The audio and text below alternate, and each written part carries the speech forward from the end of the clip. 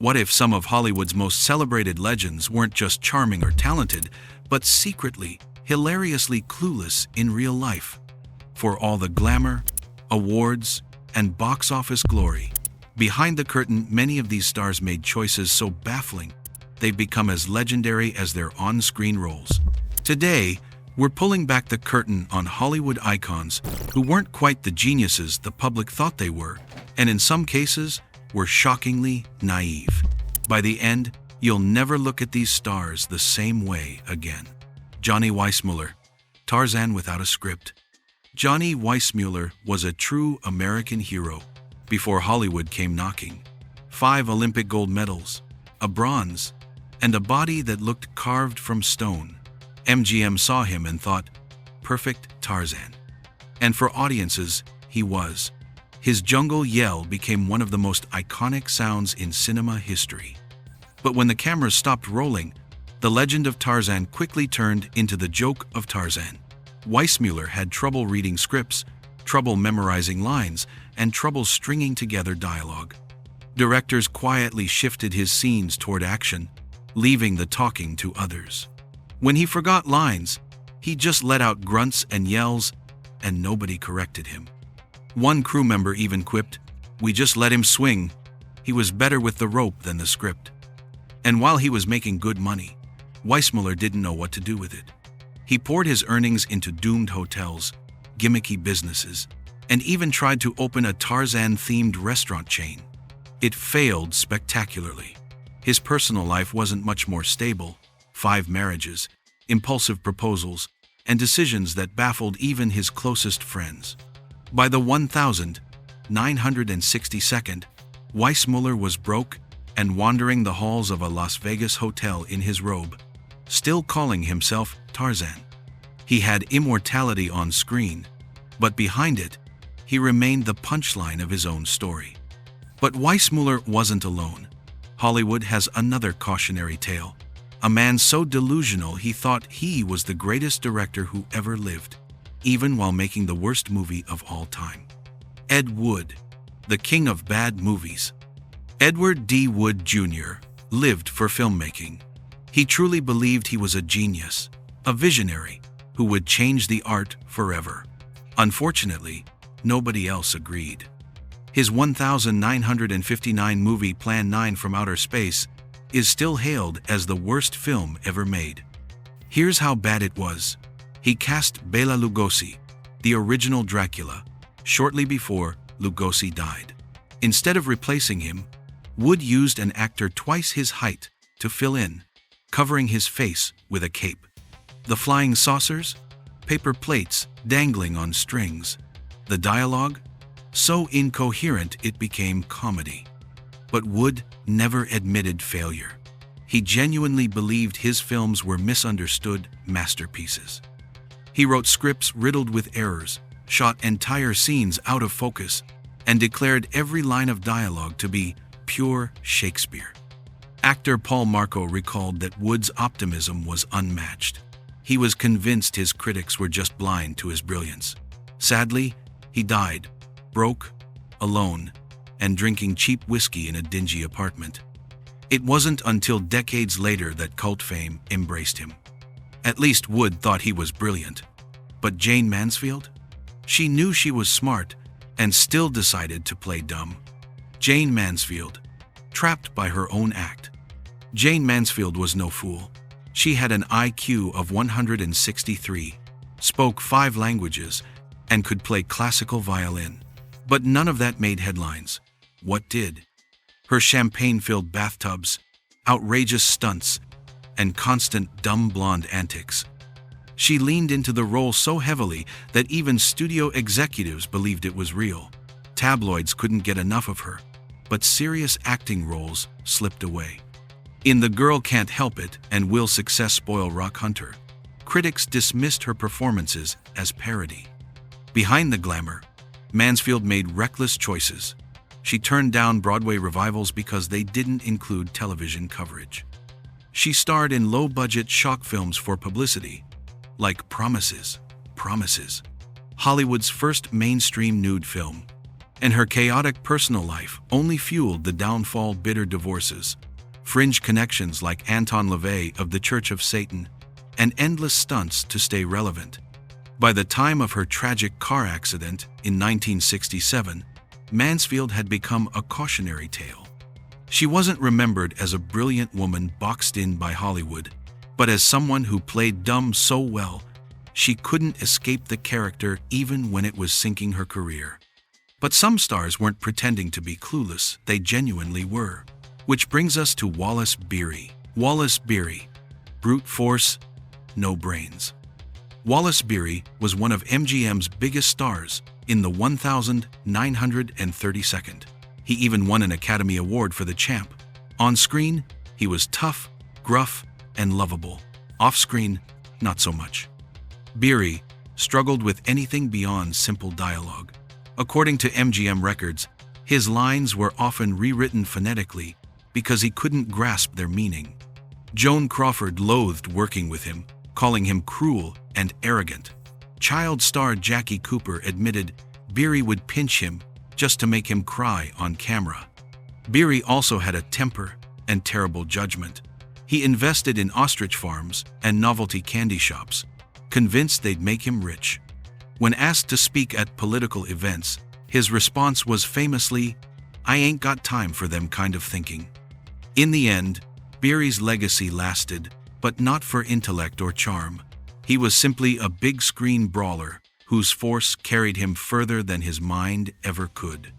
And if Beery wasted talent with bad behavior, George Raft wasted his with catastrophic career choices. George Raft, the man who said no to Casablanca. George Raft could have been bigger than Humphrey Bogart. He had the look, the swagger, and real-life gangster ties that gave him authenticity. In fact, he was offered roles that made Bogart a legend. But Raft turned them all down. The Maltese Falcon? Rejected. Casablanca? Weird little war picture. Double Indemnity? Too morally complicated. Why? Because he didn't read scripts. He picked roles based on how tough the guy looked. Studio executives grew furious, with memos describing him as alarmingly short-sighted. To make it worse, Raft stayed close with mobsters like Bugsy Siegel and Frank Costello, blowing money at underground casinos. When asked about his poor choices, he shrugged, "I go with what I know." His career nosedived while Bogart became a legend. By the 1962nd, Raft was doing cameos in second-rate films, forgotten by the industry. Not because of what he did, but because of everything he refused to do. And while Raft sabotaged himself with bad decisions, others fell simply because they never grew. Buster Crabbe and Esther Williams, stuck in the pool. Buster Crabbe was America's golden boy, Olympic gold medalist, action star Tarzan, Flash Gordon, Buck Rogers. He was the perfect serial hero, but that's all he ever was. Crabbe admitted he never read scripts fully. Directors minimized his dialogue because he flubbed lines. He turned down dramatic roles, insisting audiences only wanted action. His business ventures, like a swimming pool franchise, collapsed. Even when offered a Flash Gordon television reboot, he demanded creative control, then lost interest and quit. Similarly, Esther Williams was Hollywood's million-dollar mermaid, dazzling in aquatic musicals. But she confessed to rarely reading scripts, once joking, "If it doesn't involve a pool, I'm not interested." Directors had to craft scenes around her athleticism, not her acting. She passed on television, believing it beneath her, just as film roles dried up. Her swimwear line flopped due to poor management. Without reinvention, her career vanished once MGM drained the tanks. Both Crabbe and Williams weren't foolish in the classic sense, but in Hollywood, refusing to evolve is the dumbest move of all. And if you think being stuck was bad, the comedians made sure to blow up their own legacies. Milton Berle and Frank Fay, comedy's self-destructors. Milton Berle, Mr. Television, once pulled in 80% of America's television audience. But behind the scenes, he was notorious for stealing jokes, recycling decades-old gags, and refusing to modernize. Writers hated working for him. When networks begged him to adapt formats, he refused. "This is what made me famous," he insisted. Even as ratings collapsed, his comedy clubs failed, his film career never happened. By the 1962nd, he was a relic, refusing to see that his thunder was long gone. Frank Fay, on the other hand, was considered the greatest stage comedian of the 1922nd. George Burns called him the funniest man who ever lived, and also the most detestable. Fay was arrogant, racist, and abusive. He mocked crews, rewrote scripts, and alienated colleagues. His marriage to Barbara Stanwyck collapsed amid accusations of abuse. He refused sound films, then bombed when he finally tried. Hollywood shut its doors on him. By the 1952nd, he was broke and forgotten, performing in seedy clubs. Comedy gave them everything, but arrogance took it all away. And arrogance wasn't just for comics. Even beloved television stars had the same problem. William Frawley and Jean Arthur. One role, one chance. William Frawley will forever be remembered as Fred Mertz from I Love Lucy. But behind the laughs, he was volatile and alcoholic. He slurred lines, missed takes, and had entire scenes cut from major films because he couldn't stay sober. Lucille Ball didn't even want him cast. Desi Arnaz had to enforce strict conditions to keep him in line. He pulled it together for a while, but after Lucy ended, his reputation kept him from getting serious work. Jean Arthur, by contrast, wasn't reckless, but paralyzed. She was brilliant in Mr. Smith Goes to Washington and Mr. Deeds Goes to Town, but had crippling stage fright and refused to deal with press or publicity. She vanished between projects, rejected interviews, and turned down It's a Wonderful Life and His Girl Friday. Hollywood offered her stardom. She walked away. She taught acting later, but even then, students said she was distant and evasive. Frawley couldn't stop sabotaging himself. Arthur couldn't face her own success. Both ended up defined by what they couldn't do. And then there were stars who had talent, but ruined themselves by refusing to bend. Rod Steiger and Peter Lorre, trapped by themselves. Rod Steiger was a powerhouse actor, intense and brooding. He won an Oscar for In the Heat of the Night. But his method acting was so extreme it became unbearable. He delayed shoots for hours, refused to rehearse, and exhausted his co-stars. He turned down Patton and The Godfather because he thought they were beneath him roles that could have cemented him as an all-time legend. Peter Lorre, meanwhile, was a brilliant actor trapped by his own insecurities. After escaping Nazi Germany, he became typecast as villains and eccentrics. Offered more complex roles, he turned them down. Terrified audiences wouldn't accept him. Addicted to morphine, he drained his finances and often worked for less than his peers. He had the mind of a philosopher but never believed in himself enough to break free. Steiger's pride and Lorre's fear both caged them in different ways. And then there were stars who pretended to be dumb as a survival tactic, but it came back to haunt them. Marlene Dietrich, Tony Curtis, and Guy Madison, icons who wasted potential. Marlene Dietrich was mysterious, magnetic, and brilliant, but she often played dumb strategically. During contract disputes, she pretended not to understand English, despite being fluent. She let directors dictate everything, cultivating a persona of passive ignorance. It worked in the short term, but limited her long-term career. When Hollywood moved on, she had no fallback except stage performances. Tony Curtis was the opposite. All charm, no depth. Directors complained he struggled with complex roles, often choosing projects that showed off his looks instead of his acting. He admitted he never read scripts all the way through.